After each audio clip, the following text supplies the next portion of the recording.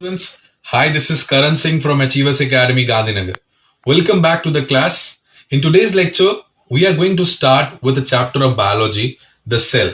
Okay, the cell is basically you must be studying in class 8th. The chapter of this name, the chapter's name is the cell.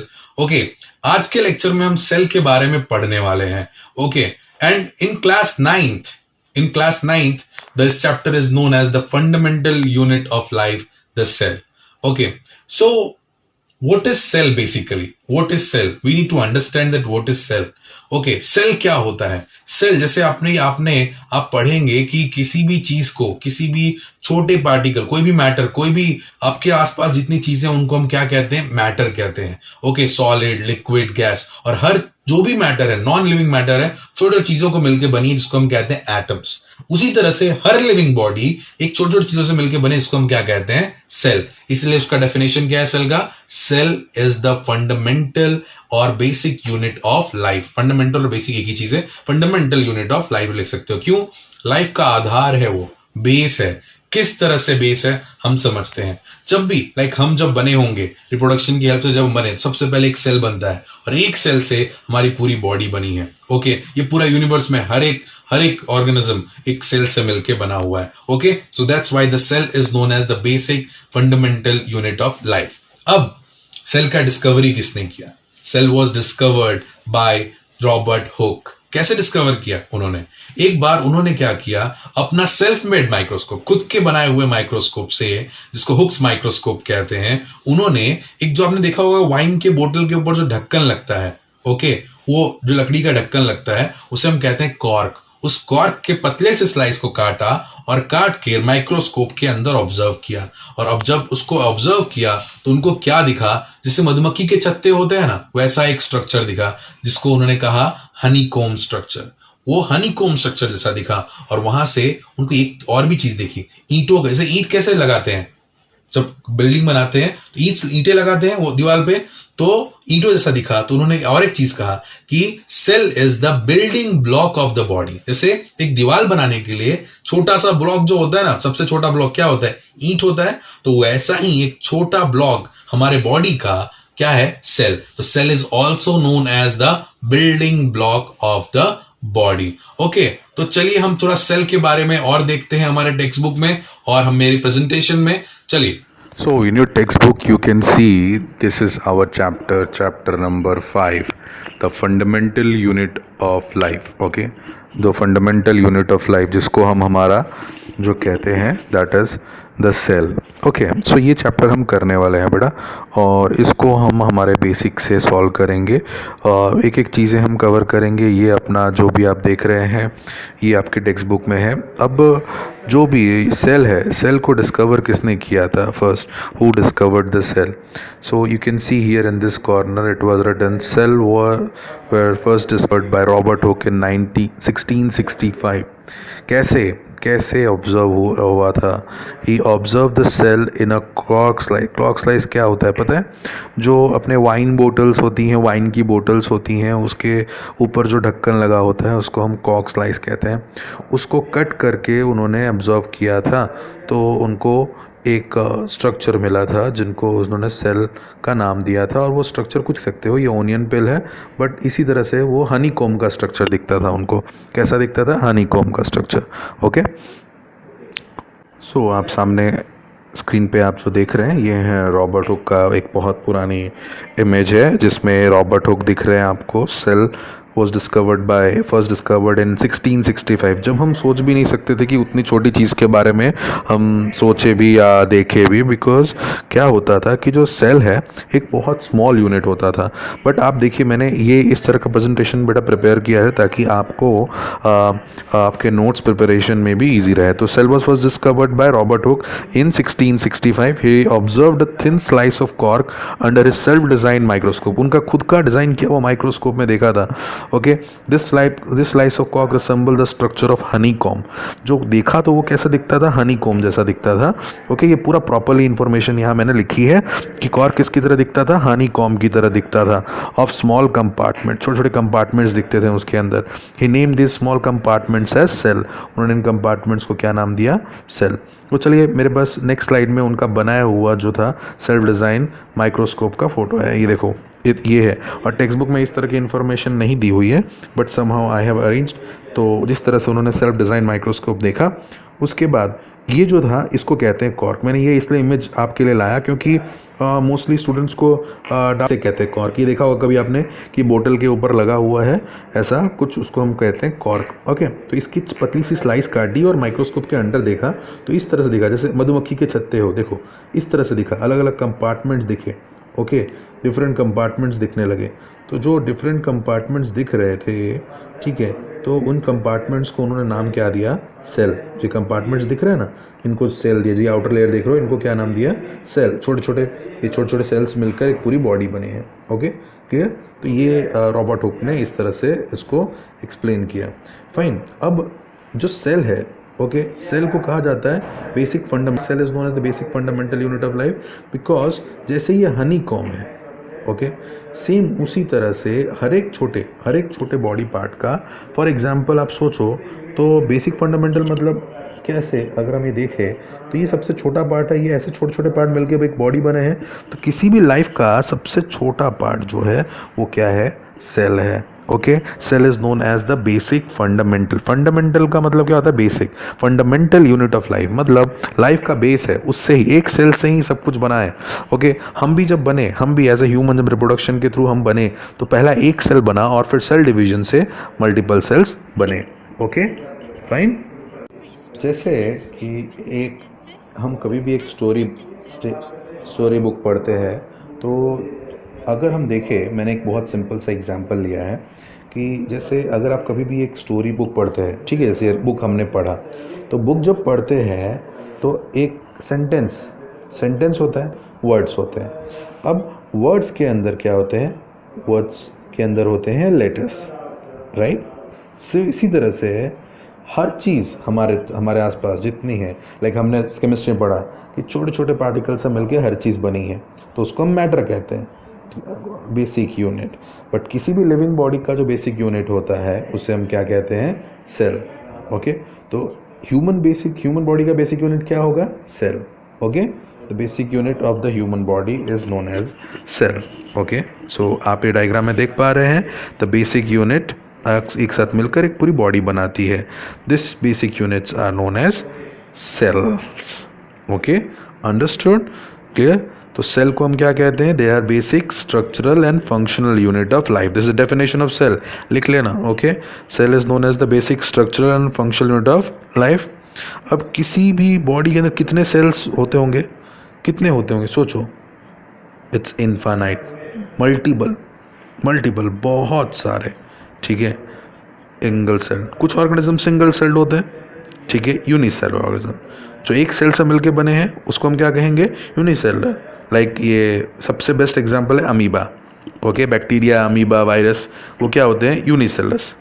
अब हम कौन से category में आते हैं, हम इस कैटेगरी में आते हैं, उसे कहते हैं मल्टी सेलुलर ऑर्गेनिज्म, जहाँ पे हमारे पास मल्टीपल सेल्स हैं, जो मल्टीपल सेल्स कंबाइन करके क्या बनाते हैं, टिश्यूज़, एंड टिश्यूज़ कंबाइन करके क्या बनाते हैं, ऑर्गन्स।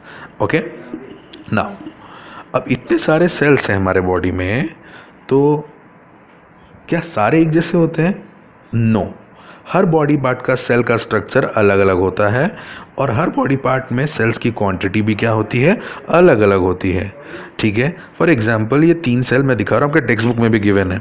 ओके, ये तीनों सेल अलग अलग सेल्स हैं, ठीक है, ये बॉडी के सेल्स हैं। Okay, part of our body, ये तीनों हमारे बॉडी के पार्ट में है, ठीक है। Is ovum, the largest cell present in the human body, longest cell present in the human body, and RBC, this is called red blood cell. Okay, different in structure, different in shape, different in size. Okay, तो एक body में multiple तरह के हो सकते हैं, उनके sales हो सकते हैं, उनके स्ट्रक्चर हो सकता है और फंक्शन हो सकता है। Okay, understood, clear.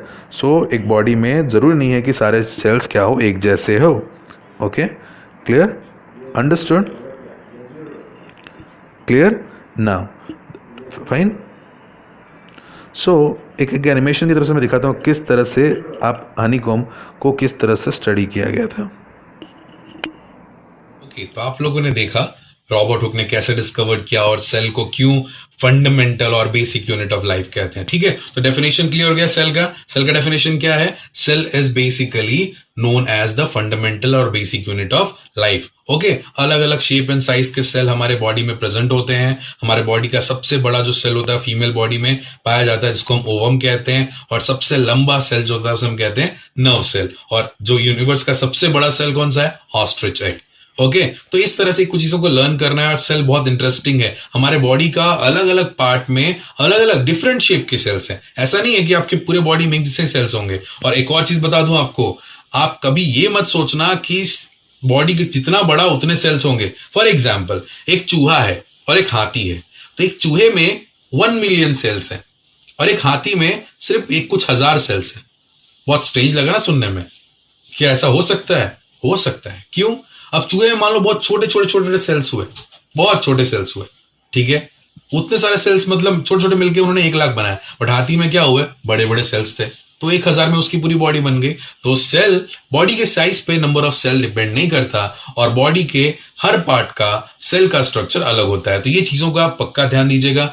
ठीक है, सेल कैसे डिस्कवर हुआ ये आपको समझ में आ जाएगा, आपको समझ ये क्लियर हो चुका होगा। अब हम देखते हैं हमारा आगे कि सेल को कैसे ऑब्जर्व किया जाता है, किस तरह से माइक्रोस्कोप के अंडर आप सेल को ऑब्जर्व कर सकते हैं, वो भी मैं आपको दिखाता हूं। ओके, पूरा स्टेप वाइज कि माइक्रोस्कोप को कैसे हैंडल करना है, आप किस तरह से किसी भी सेल को आप ऑब्जर्व कर सकते हो माइक्रोस्कोप के अंदर। चलिए, आपके स्कूल में अनियन पिल, आपका इनर लेनिंग ऑफ योर चिक, उसका फिर एग का, इस तरह का ऑब्जर्वेशन स्कूल में कराते हैं। तो चलिए हमारे लेक्चर में भी हम देखते हैं माइक्रोस्कोप के अंदर हम किस तरह से एक सेल को ऑब्जर्व कर सकते हैं। ओके, आप हनीकॉम्ब को किस तरह से स्टडी किया गया था, कैसे कैसे डिफर करते हैं और किस तरह से हुआ था। तो अभी जब बायोलॉजी में जब सबसे पहले अंडर हुक माइक्रोस्कोप, जो माइक्रोस्कोप की हमने दिखाया था आपको, तो उसको हुक्स माइक्रोस्कोप कहते हैं। उस माइक्रोस्कोप के अंदर जब उन्होंने ऑब्जर्व किया तो उनको क्या किया, अनियन पिल को हम स्पेसिमेन लेके मैं तो आपको दिखाते हैं। ठीक है, बट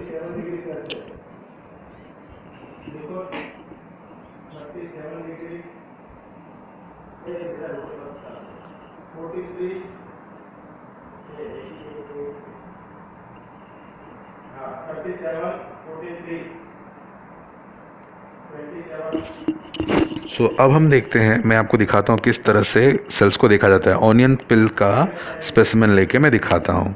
ठीक है, तो क्या क्या चीज़ें चाहिए एक्सपेरिमेंट शुरू करने से पहले वो देख लेते हैं। सबसे पहले एक माइक्रोस्कोप चाहिए, एक स्लाइड चाहिए, एक कवर स्लिप चाहिए, आयोडीन सोल्यूशन चाहिए, वाटर चाहिए एंड फोर्सेप चाहिए। ओके, ये चीज़ें आपने अपने लैब में देखी होंगी। ठीक है, अगर कोई चीज़ बाकी है तो हम इस पेन जो है अनियन, अब अनियन को हम ले लेते हैं जो हमारे पास बचा है। तब अनियन को, हमारे पास सारे सामान आ चुके हैं, सारे रिक्वायरमेंट्स आ चुके हैं, ये हमारे रिक्वायरमेंट्स हैं। ठीक है, तो अब हम क्या करते हैं, अनियन पिल को कैसे ऑब्जर्व करेंगे वो देखते हैं। ठीक है, फर्स्ट स्टेप, अनियन पिल को हम लेंगे और क्या करेंगे, फोर्सेप की हेल्प से उसका एक अपर स्किन सबसे थिन लाइनिंग जो है उसको हम पुल कर लेंगे, जो छिलके के नीचे होता है।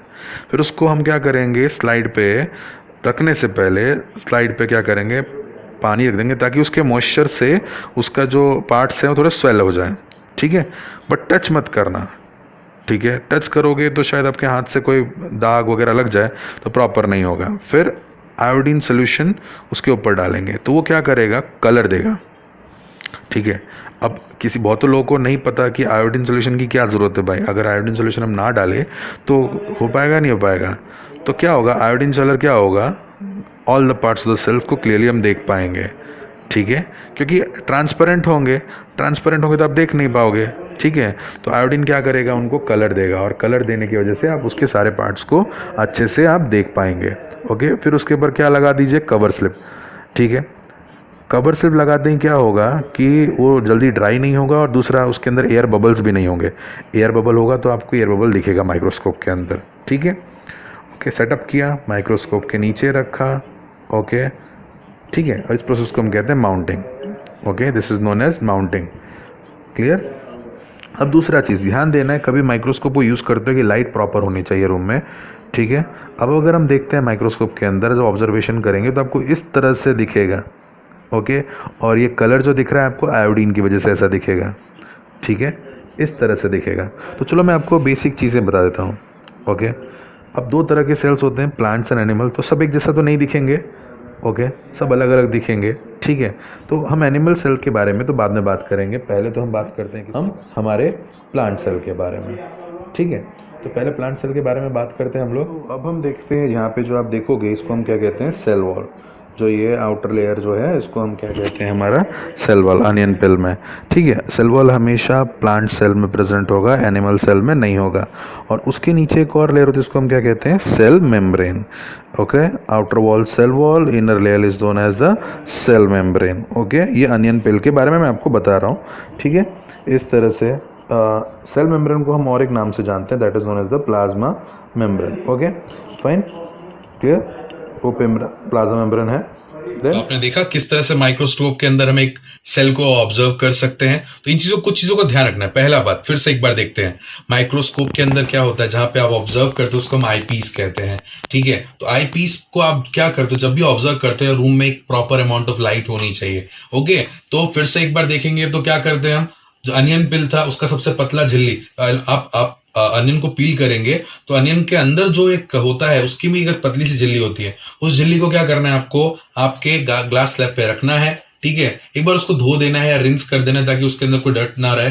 फिर उसके बाद क्या करना है, उसमें देखा आपने आयोडीन डाला। आयोडीन क्यों डाला, आयोडीन डालने का सबसे बड़ा रीजन होता है कि उसके सेल के जो आउटर बाउंड्री से दिखे, अदरवाइज नहीं दिखेगा। क्यों, सेल है, ट्रांसपेरेंट है हर चीज अंदर, तो आपको होते हुए भी नहीं दिखेगा। वो जो छोटे छोटे बबल्स दिखते हैं, न्यूक्लियस है, वो सब क्लियर दिखने के लिए हम आयोडीन डालते हैं। फिर कवर स्लिप लगाते हैं। क्यों, कवर स्लिप लगाने से जो बबल्स होते हैं वो सारे क्या होंगे, फूट जाएंगे। क्यों, बबल्स होगा तो आपको बबल्स भी डिस्ट्रैक्ट करेगा। डिस्ट्रैक्ट करेगा मतलब आपको ऐसा लगेगा कि वो कोई पार्ट है, तो इसलिए हम कवर स्लिप लगाते हैं और फिर हम उसको माइक्रोस्कोप के अंदर ऑब्जर्व करते हैं। क्लियर, तो इतना आपको क्लियर हो गया होगा कि सेल किसे कहते हैं, कितने टाइप्स के सेल है हमारे बॉडी में, मल्टीपल टाइप्स है सेल जो है, अलग अलग शेप होता है सेल का, और माइक्रोस्कोप के अंदर हम किस तरह से सेल को ऑब्जर्व कर सकते हैं। ओके, तब आने वाले लेक्चर में हम नेक्स्ट आगे पढ़ेंगे कि टाइप्स ऑफ सेल क्या होते हैं, कितने तरह के ऑर्गेनिज्म है। ठीक है, ओके, बट आपको क्या करना है, हमने पहला लेक्चर सेल को समझाने में पूरा डेडिकेट किया है, तो आपको उतना ही डेडिकेशन से इसके नोट्स प्रिपेयर करने हैं। सेल के बारे में जितना लिख सकते हो,